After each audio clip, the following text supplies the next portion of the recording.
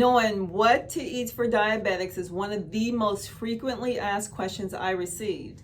And in fact, it's so important that I developed a what to eat rollback diabetes food pyramid to help make it easy to know what to eat for diabetics. So please click on the link in the description below to download the guide for free. But in today's video, I discuss what to eat for diabetics after exercising and why eating the right foods after exercising is so important when dealing with diabetes. So let's get started.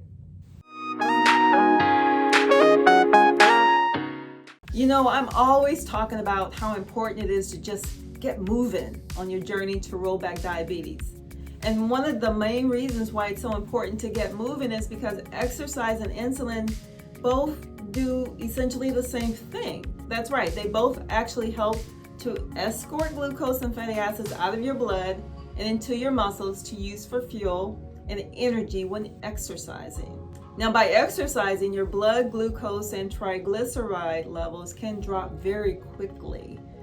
And there is actually another advantage to using exercise as a substitute for insulin, because interestingly enough, your muscles can continue to hunger from glucose and small amounts of fatty acids for approximately 1 to 3 days after a single exercise session, thereby reducing your insulin requirements significantly.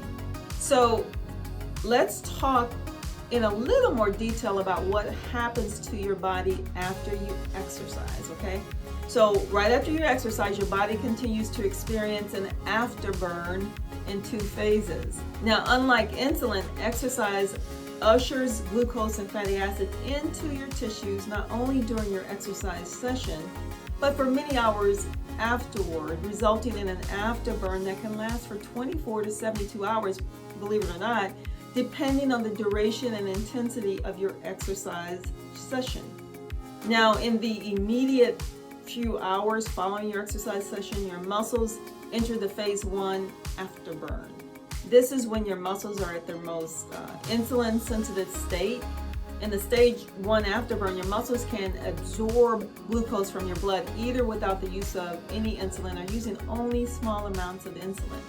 And in fact, your muscles are so hungry for glucose that they modify the action of certain biochemical pathways to allow glucose to enter the cells of your tissue using very small amounts of insulin.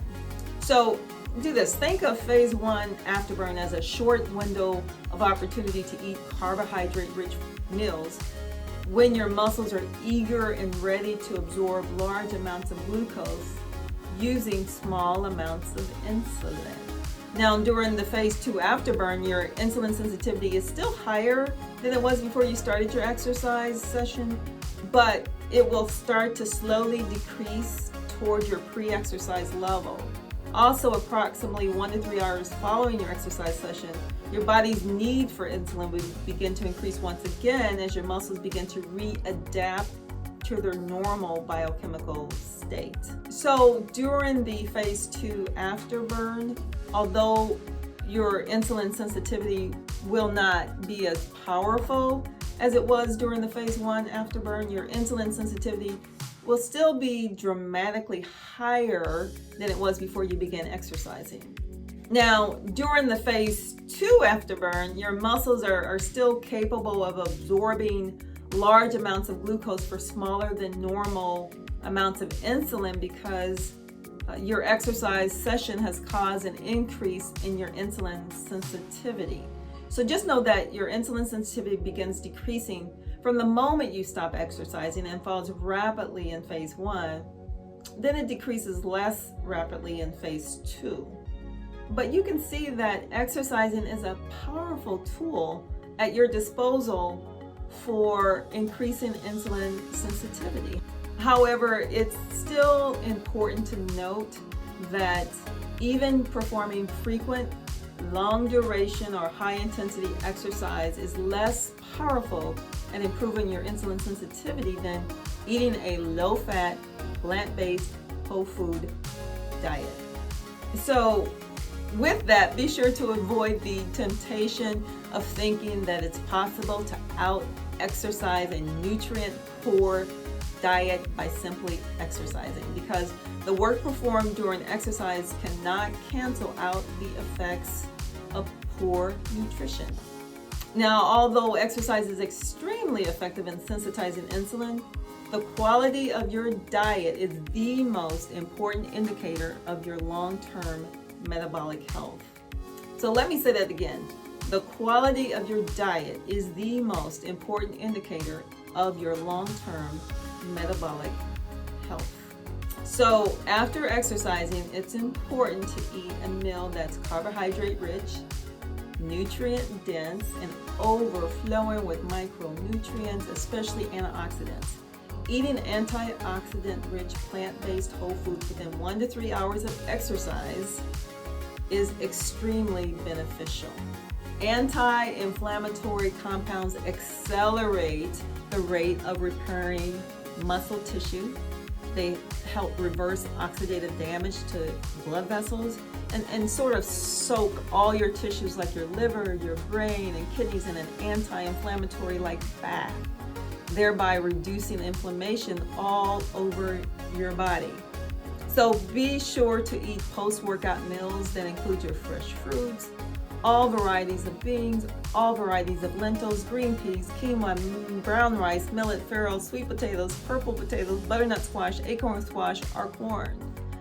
And in addition to these options, feel free to add non-starchy vegetables with a low calorie density, including tomatoes, cucumbers, kale, spinach, arugula, onions, mushrooms, broccoli, or cauliflower.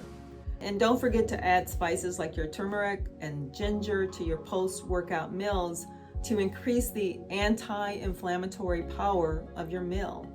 And as I always like to say, just keep it simple. Don't forget to click on the link in the description below to download my free What to Eat Rollback Food Pyramid to make knowing what to eat for diabetics much easier.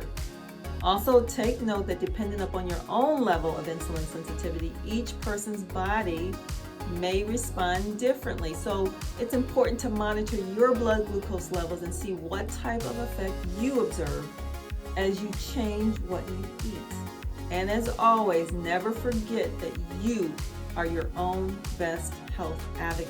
So be sure to partner with your doctor as you continue on your journey to roll back diabetes.